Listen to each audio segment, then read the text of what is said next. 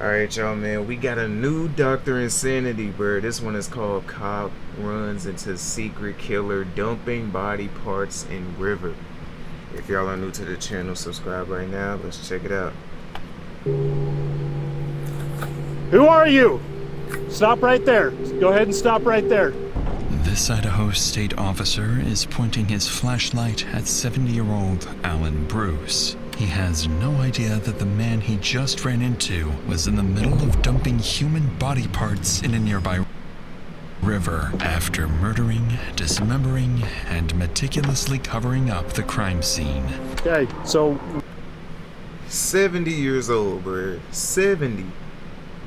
You should be sitting in your rocking chair reading newspapers, bro. Instead, you out here freaking burying body parts, bro. What's wrong with you, bro? Dismembering and meticulously covering up the crime scene.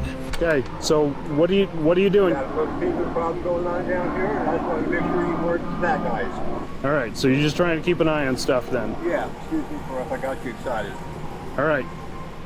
After Alan walks away, it would take investigators days to discover exactly what he dumped in the river, leading them through a twisted maze of misleading clues and disturbing discoveries, and what might be the worst crime these small-town officers will ever uncover.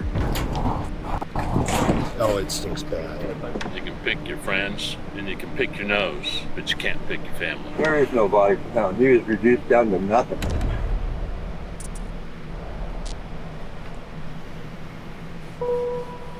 It's a routine late spring in central Idaho. Tucked deep within its mountains sits the remote town of Chalice, a place surrounded on all sides by rugged terrain and long stretches of wilderness. And at the center of it all runs the Salmon River, better known as the River of No Return.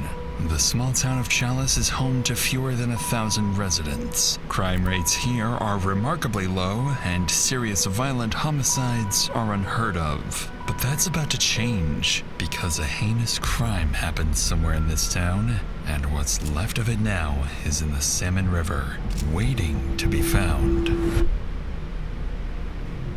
The investigation begins on an early Saturday afternoon, less than a year ago, when an elderly woman walks into the local police station to report someone missing. I mean, that's it. I'm just surprised he hasn't been back to see. That's why I'm concerned. Yeah.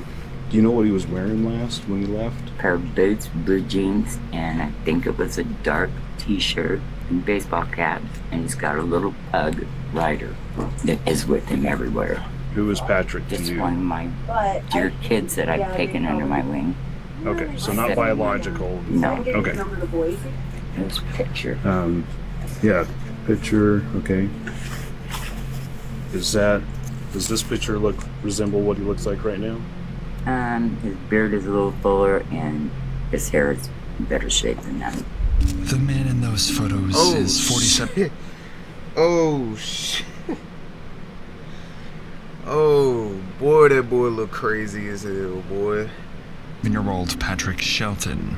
His adoptive mother, Helen, goes on to explain that Patrick spends most of his time up in the mountains, cutting and selling firewood, often late at night. He's got a chainsaw, usually at least one weapon on him, and his dog Ryder is always by his side. Additionally, Patrick doesn't really have a fixed place to stay. He moves between properties, parking motorhomes and trailers on other people's land, often getting into disputes when it's time to leave. In most missing person cases, it takes days before investigators get a solid lead to work with. But in the town of Chalice, that process is about to be cut short.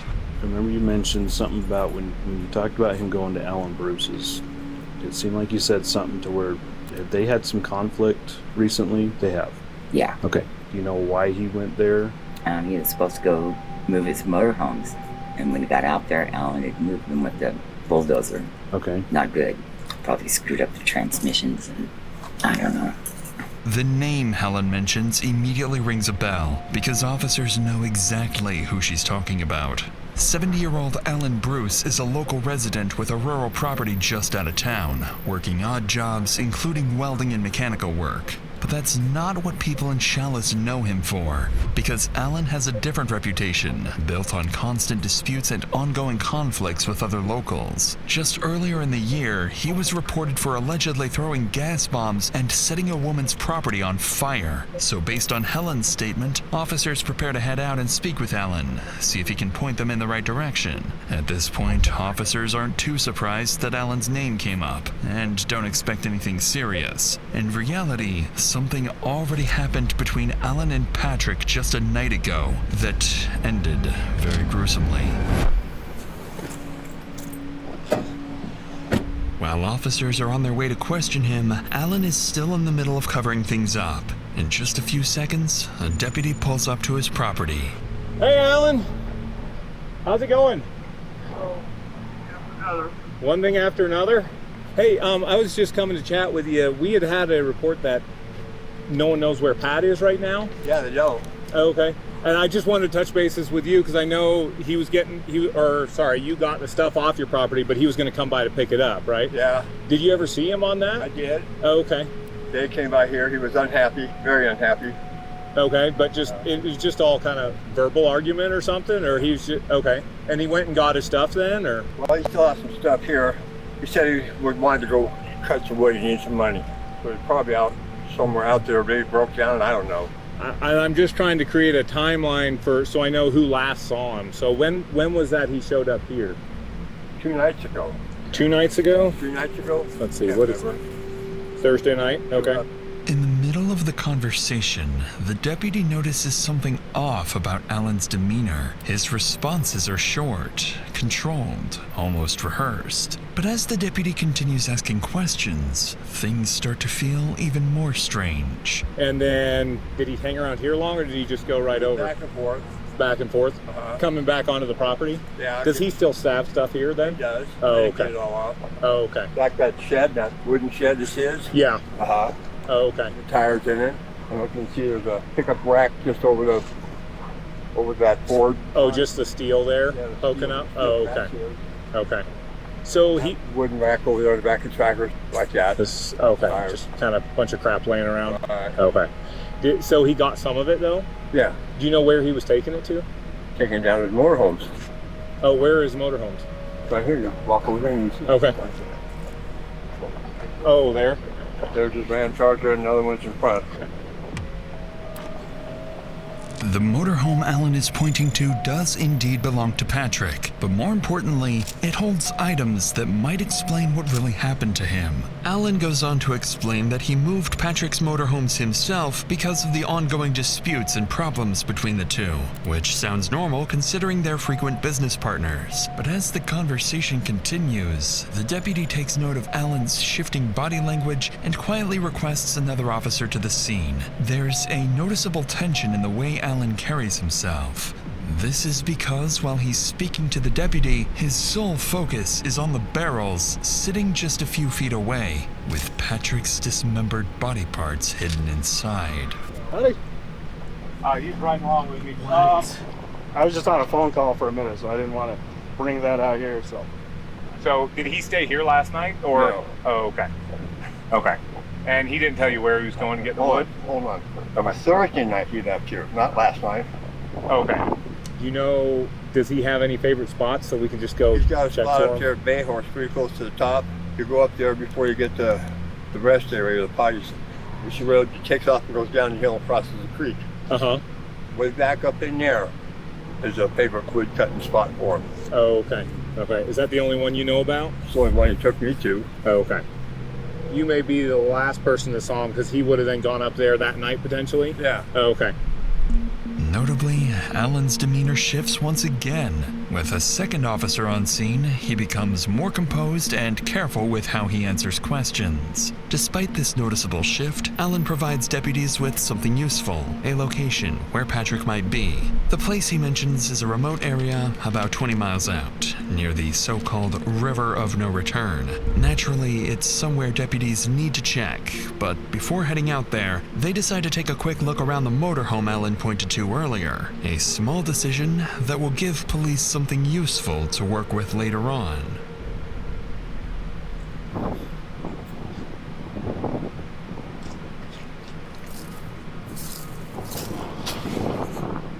The doors are ratchet strapped closed. Looks like it's cut. Are these your footprints? No. Take a photo of those. Yeah, that one looks open. That looks... I think it looks cut. If that is a deadbolt, but that's an additional. I'm assuming Alan had to access it to put it in neutral. Technically, you could be looking at unlawful entry.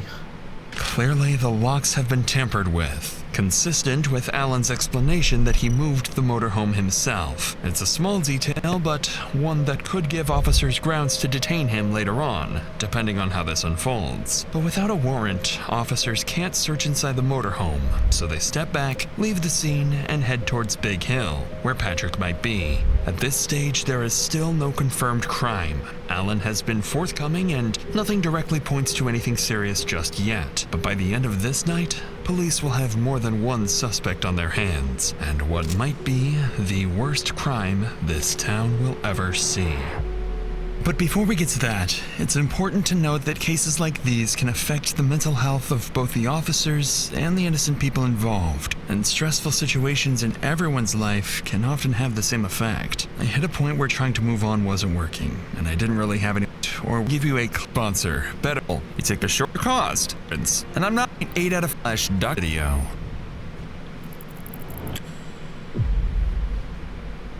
Roughly 2 hours later, deputies arrive at Big Hill where Patrick was known to frequent for cutting firewood. On the ground, deputies notice tire marks and begin following them, and as they continue along the trail, they spot something in the distance. A red pickup truck matching the description of Patrick's vehicle, with a damaged windshield.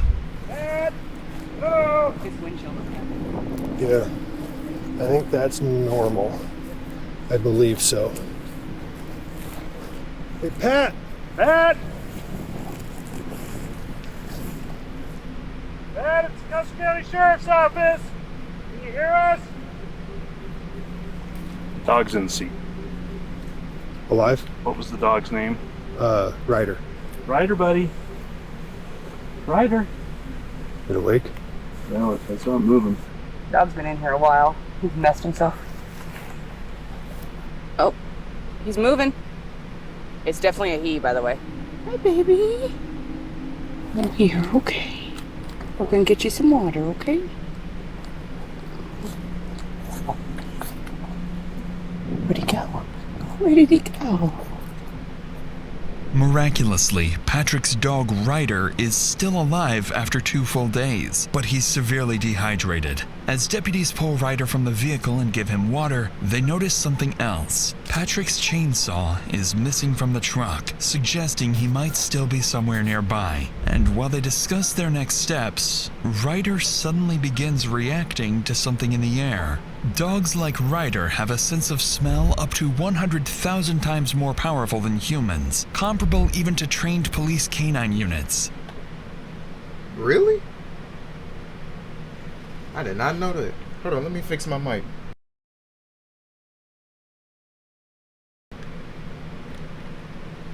Really? Something in the air. Dogs like Ryder have a sense of smell up to 100,000 times more powerful than humans, comparable even to trained police canine units. Without realizing it, officers have stumbled onto their strongest lead yet, and Ryder might guide them directly towards the answer they're looking for. Poor buddy. What's up? See that? No. Okay. So that makes me think he could be down lower if he would, because his chainsaw's not here. Yeah. He always has his Wanna go down for a chainsaw. walk? I'm thinking so. I'll go with you. I kind of want to walk down there and see if his behavior still points that Right. way. Let's walk him. Come on.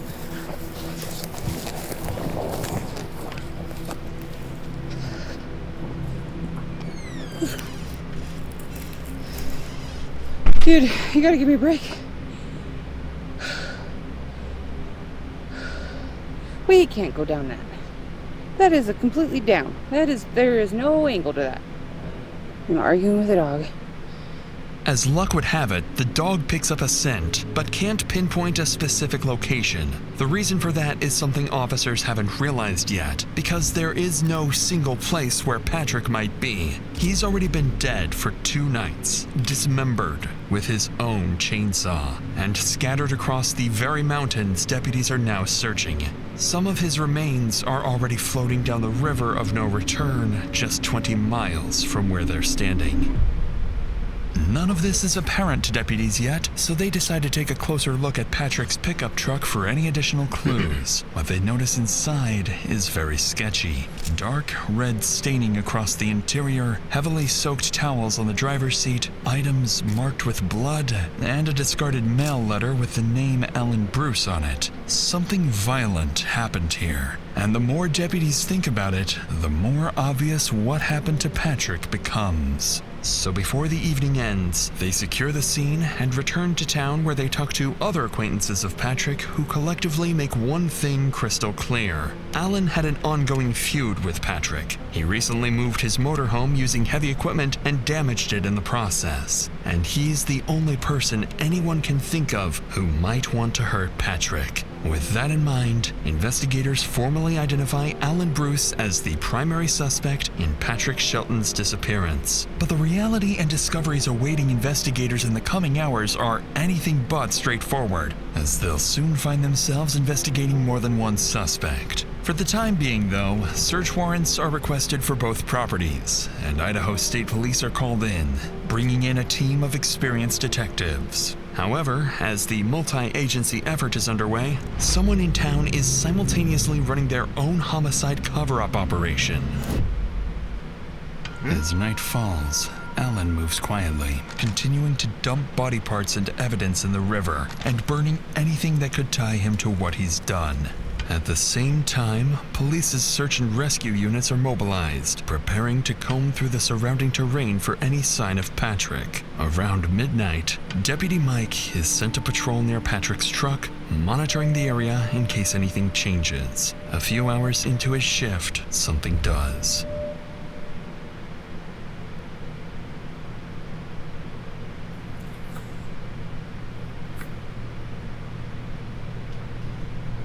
Who are you? Stop right there. Just go ahead and stop right there. So what are you coming out here for? That guy there, Patrick Shelton, that's his stuff. I'm kind of looking after a little bit. Okay. Car down here, and I come down here to investigate. See if someone's ripping him off. Okay. I didn't know it was you guys. Okay, well, I turned my lights on, and you still were shining your light at me. Yeah, you had your lights on me. I couldn't see where I was going. Okay, I'm saying I turned my red and blue lights on. Yeah. And you were still spotlighting me. And then I instructed you to turn it off. I don't like lights in my eyes about as much as you don't. You know, you had yours and mine, so I got three. No, it's not even. Okay, so what are you doing? You're just keeping an eye on Patrick Shelton. Okay. Got a little fever problem going on down here, and I just want to make sure you weren't that guys. You having a little what problem? Thieving. What? Thievery. Okay. Talk to Ethan Kelly about that. He'll tell you. Okay. All right. So you're just trying to keep an eye on stuff then? Yeah. Make sure nobody's ripping shit off down here. Okay. So, excuse me for if I got you excited. All right. 270, 240. We can calm down. I'm code 4. Out here, in complete darkness, Alan Bruce suddenly appears. Nothing about this encounter adds up, because at this point, Alan isn't just the last person to see Patrick alive. He's been in a dispute with him, moved his motorhome after he disappeared, and now he's out here in the middle of the night claiming he's checking on Patrick's property and protecting it from theft. In reality, he came here to finish what he started, to destroy evidence he didn't have time to deal with earlier when deputies interrupted him. Worse yet, just minutes ago, he was at the River of No Return a couple miles away, disposing of what was left of Patrick. Deputy Mike doesn't know any of this yet, but this creepy encounter makes it clear that Alan knows something police don't. Unfortunately for him, this is where things begin to crumble, because coming back here tonight is the mistake that's about to collapse his entire cover-up operation. In the early hours of the following morning, investigators used the overnight developments and the encounter with Alan to accelerate the approval of search warrants. With everything they've seen so far, it's clear Alan knows something they don't, and they need to find out what that is. To do that, they put a plan in motion. First, get Alan off the property, search it, and if any hard evidence is found, bring him back and confront him with it. So while detectives get the search warrants approved, one deputy is sent to Alan's property with a simple objective: get Alan into the car and keep him away from the property to avoid destruction of any evidence. Alan, on the other hand, believes he's already taken care of all the incriminating evidence and that there's nothing left to find. When Deputy Kelly arrives at the lot, Alan has no clue how quickly his entire cover-up plot will come crashing down on him. Hey, Alan. How's it going? Hopefully your day's a little better than when I last ran into you. You said everything was... Well, your truck's still broken down, I guess, so maybe that's not the case. Doing all right? You can just hop in the front there. Sure hope he turns up. He's got unfinished business. Yeah, he's still got stuff on your property too to get off too, huh? So, I mean, y'all were getting along for a while there, but then, what happened there even? He just started accusing you of stuff, or? Yeah. And there was nothing I could say to convince him that wasn't. Well, I appreciate you being available to just chat with them a bit more. They're the professionals. They've got questions I probably didn't ask you. Even as the deputy tries to subtly probe for more information, nothing useful comes out of it, and Alan sticks to his story. Interestingly though, Alan appears noticeably more relaxed, likely because he's confident that there's no way police can tie him to a crime. Roughly 30 minutes later, deputies and detectives arrive at the property. While Alan waits inside his car, the discovery of the evidence he failed to cover up starts with Patrick's motorhome.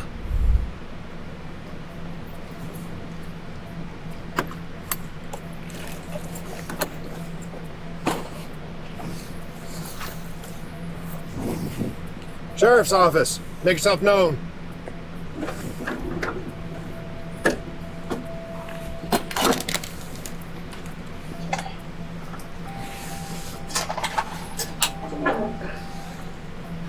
This is. Got a gun case?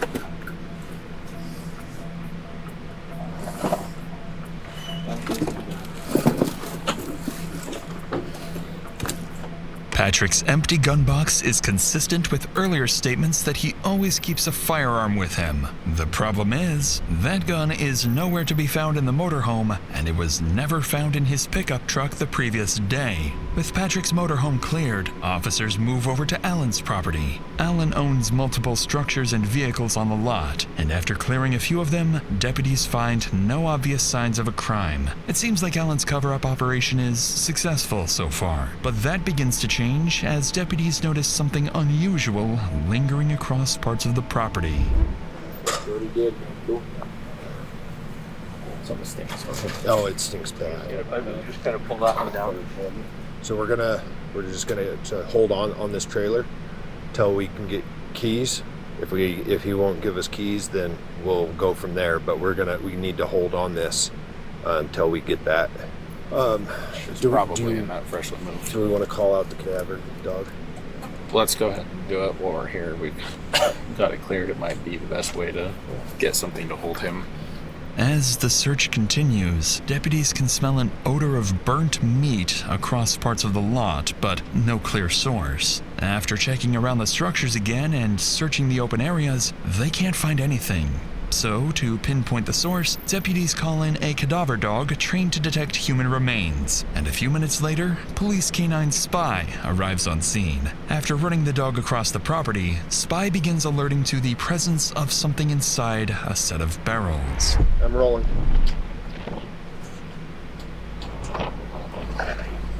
Cleaned out. Yeah, so it's not looking, yeah. Yeah. No, we got our window. Gonna burn Moth. Ah. What is Latex it? gloves, windows. Mm-hmm. And doggy treats. I'm gonna get a backed up picture.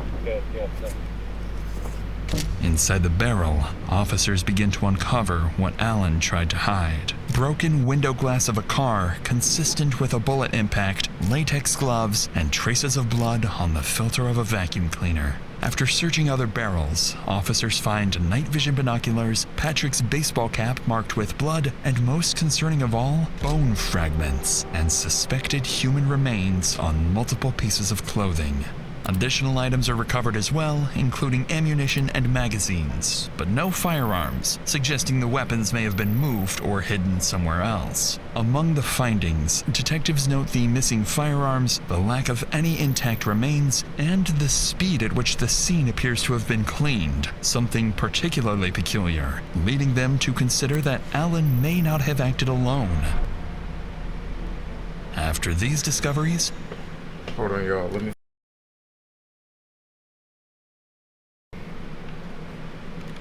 Man, bro. may not have acted alone.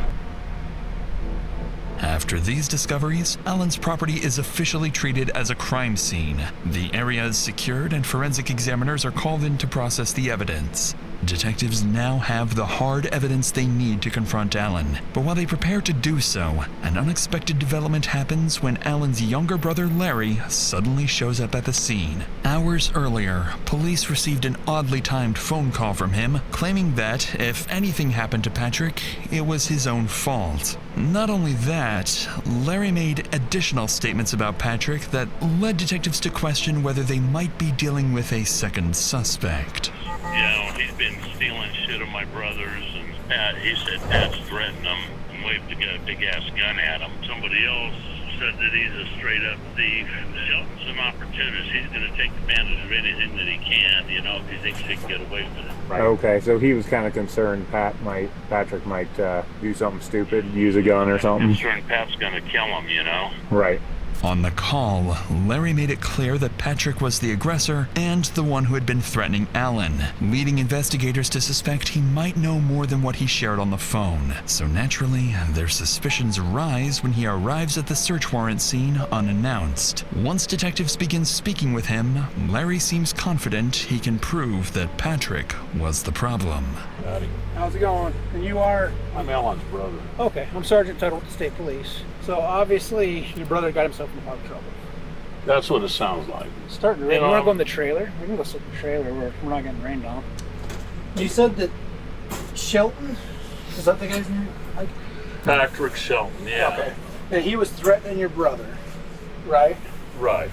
And so is that something your brother told you, or do you have other knowledge of that? That's something my brother told me. My brother said, hey, he pulled a pistol and waved it in my face and threatened me. And how long ago did your brother tell you that? About a week? That was probably about 2 weeks ago. Okay. You know, if somebody was waving a gun at me, you know, I'd probably be, you know, wanting to have something to defend myself too, you know. Right. But, you know, my brother had been asking Shelton to move for months. Okay. And Shelton was like, well, f*** you know, basically. So my brother took the little road grader, the little dozer, and pulled his stuff and put it out here on the other side of the fence. Stuff. Is this something your brother told you, or is this something you saw? As far as moving the stuff? Yeah, I came by the day that he was moving stuff on the way home. What I'd done though, when my brother had moved the stuff just to try to get the pressure off of my brother, I texted Shelton and I told him, hey, I moved your crap off of my brother's lot. So then he texted me back when he got to town going, I got a beef with you. I mean, Shelton's a drunk and a dope fiend. Okay, so I told him you're put up not getting your junk off my brother's lot. That was off Alan's lot. That was May 3rd. Okay. He goes, I'm broke down, trying to get a ride. Then you said, never mind, I moved it for you, give Alan back whatever you took it his. Yeah, he goes, who is this? Alan's brought the beef to me anyway. I don't have any of his Alan kept showing me pictures of stuff that was missing, you know, where it was and missing, and Patrick was like one of the only people in here. So, or she have a beef with you too. Okay. But bring your beef. We know who you are, drug addict. Just remember you me with all of us. And I'd taken pictures from the sheriff's office parking lot thinking that, well, maybe he'd think I'm a sheriff and maybe he'd pack a, you know, or leave Alan alone and get the fuck out of town, you know. So I put me with all of us, you'll lose. Best thing for you to do is pack up and leave Custer County and don't come back. Alan's brother goes on to pull up additional messages between him and Patrick. The messages he shares show the feud escalating over time, primarily over Patrick refusing to move his property off the land and accusations that he'd been stealing from Alan. As detectives read through them, it becomes clear that Alan's brother wasn't just aware of the conflict, he was involved in it at some point. This only adds to investigators' suspicions, so instead of continuing to circle around it, the detective says exactly what he's thinking. Yeah, it's... And no sign of Shelton though, huh? Find a body or anything? Or there's signs of Shelton, just not living signs of Shelton. One of the things I'm trying to wrap my head around is, I'm like, how did he do that by himself? He's not a very big guy. Like, how would he move things around without somebody helping? Like, if he, let's just say that if he shot Shelton and took him somewhere and dumped his body, who would he call to help him? I have no clue. I mean, he wouldn't call me. Right. That's what I'm saying. Does he have good friends that... I don't know. I don't know what he's capable of, you know? I mean... Right. I don't know anybody that would help him move something, you know, help him commit a crime, you know? I mean, my wife would shoot me if I helped him, you know? How long have you been married? Since 2016. Yeah, she'd murder you. 9 years. Yeah. Last night she's like going, well, this and that, you know, and what if it was Alan? What if he comes and kills us in our sleep, you know? I was like, you know, because, I mean, she was watching that Criminal Minds for a long time, you know, after she retired from the DA, you know. It's like, you know, serial killers, you know. Tell her baby's Custer County. You know, don't worry about serial killers. When it's all said and done, everybody will know everything. You can pick your friends and you can pick your nose, but you can't pick your family. On that interesting remark, Larry shifts from defending his brother to no longer being certain, and begins to see things the way investigators do. With nothing else to add, police wrap up the interview with Larry, still uncertain of his involvement. Now they can finally turn their attention back to Alan, who's still sitting in the car, completely unaware of what's just been uncovered on his lot. At this point, investigators have enough to place Alan under arrest and pursue homicide charges. The problem is, they don't have a body, and they don't have a confession, both of which are critical in building a solid case, especially when it comes to proving exactly what happened and how. But with the evidence discovered on his property, this is their best chance to confront Alan directly and push for a confession. The stakes are extremely high. If Alan plays his cards right, a skilled defense attorney can create just enough reasonable doubt to get him out of this scot-free. We've got a cadaver dog hitting on other spots on the property that have bone fragments. And the only thing that dog is trained to hit on is dead humans. You know, there was only 2 people here that night, you and him. Right? There's nobody else that I can talk to. Can't find him. And if you didn't do it and somebody else did, can you point me in the right direction? I can't do that. I don't know anybody else is out here. No, that's like I said, I don't either. Even after hearing this, Alan continues his denial. But this is exactly why investigators brought him back to the property. It's a part of a strategy known as crime scene exposure. Experienced detectives use this technique to confront suspects with something directly tied to the crime, like the scene itself or key pieces of evidence. This creates psychological pressure, making it harder to maintain a lie, and often triggering unexpected reactions or slips in their story. So investigators take Alan out of the car and bring him back to the center of the lot, back to the very place where everything likely happened, to see if he will finally break. Well, we want to be able to tell the prosecutor you helped us every which way you could. I can protect my case and go to prison for the rest of my life, what? I don't know. I can't tell you what I the can't tell you what I gotta go through the jury trial now. You don't have to go through nothing right now. Yeah. So the way it works here is he doesn't feel like we should let you stay free, right? So we're still going to continue to investigate this case with your help or without your help. We're still going to dig through. Yeah. I mean, there's still some things that like concern me, like, and I don't know if you were asking about like who drove the truck up in the mountains. Nobody drove it. I towed it up there. Oh, you towed it up there? Yeah. Okay. With which vehicle? My dog. Okay. The tow barn and towed it up here. Oh, okay. What'd you do with the dog? Left it in the truck. I was in dispatch, but I figured, nah, just leave the truck. Maybe a little bit more. Yeah. Oh, dog didn't do nothing. I didn't want to kill it. Yeah. Yeah, it didn't do nothing. Yeah. So, Just, I mean, we're in a rock and a hard place right now, right? It's where we've been all day. It's where we're going to continue to be until we can completely wrap this up and figure out what the hell actually happened. Well, before you take it, I'll back a lock on this up. Okay. Well, yeah, we're not going to leave this unsecured. we won't leave it like that, I mean, man. we'll lock it all up and bring in the keys. Close the gate. Yeah. I didn't call. I'm in trouble. Well, that's part of it, but you also destroyed some evidence. What did you? I don't know. I've never been in that situation. Alan, dude, come on. Did you burn a body? Come on. Yeah, I did. And you didn't tell anybody. So, like, look at it from body. Come on. Yeah, I did. And you didn't tell anybody. So, like, look at it from our point of view. You know, we do the right thing for Patrick's family. You know what I mean? We got to try to find that body. You know, we got to do the right thing for his family. There is no body found. He was reduced down to nothing. Nothing. Did you chop him up? No, I threw him in a burn barrel with a bunch of wood underneath him. Yeah, I chopped him up. Like, I took a chainsaw to him. Wait, hold on.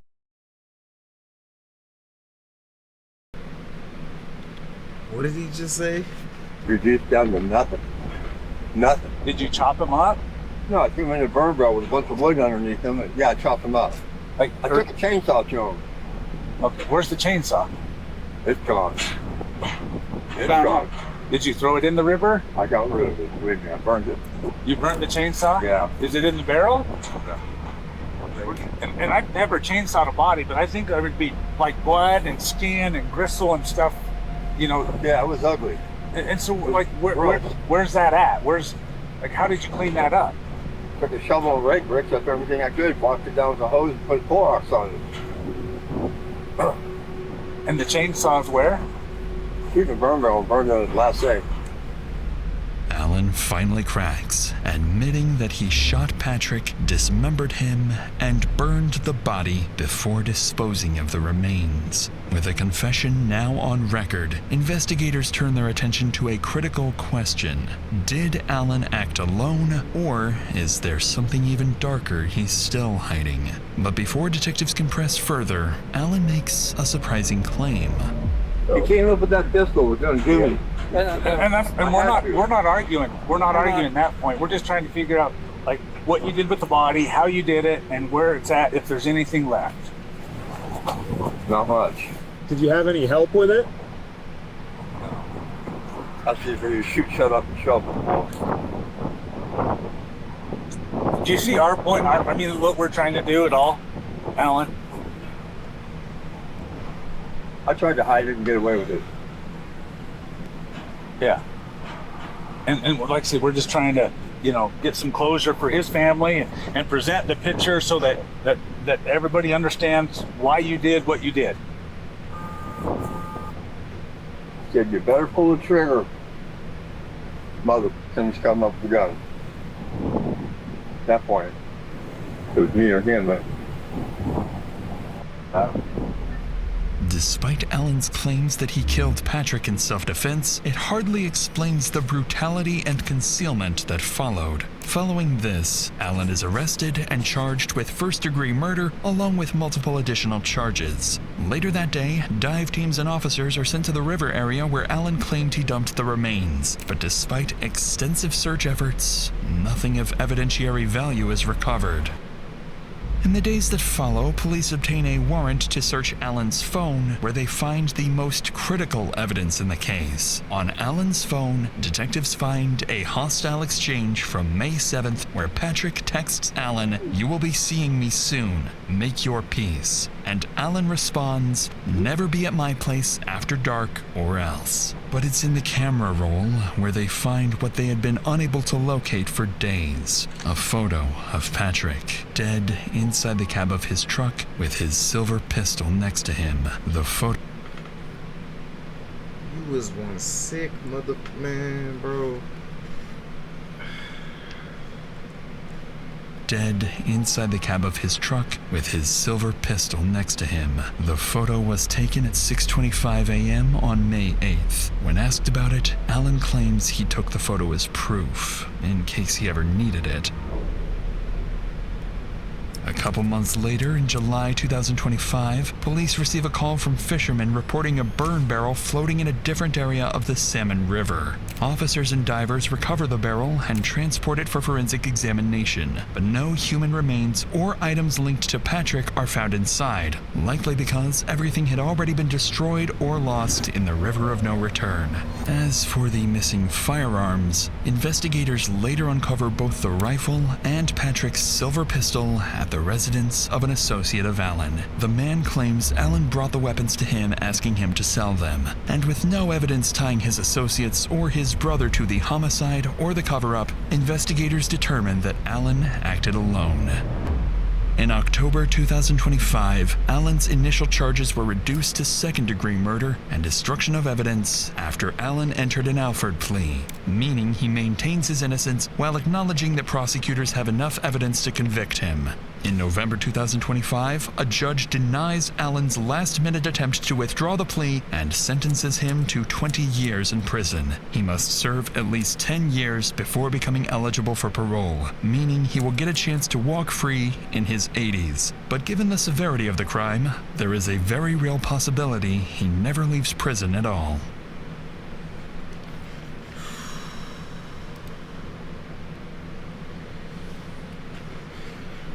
Man, oh man, bro.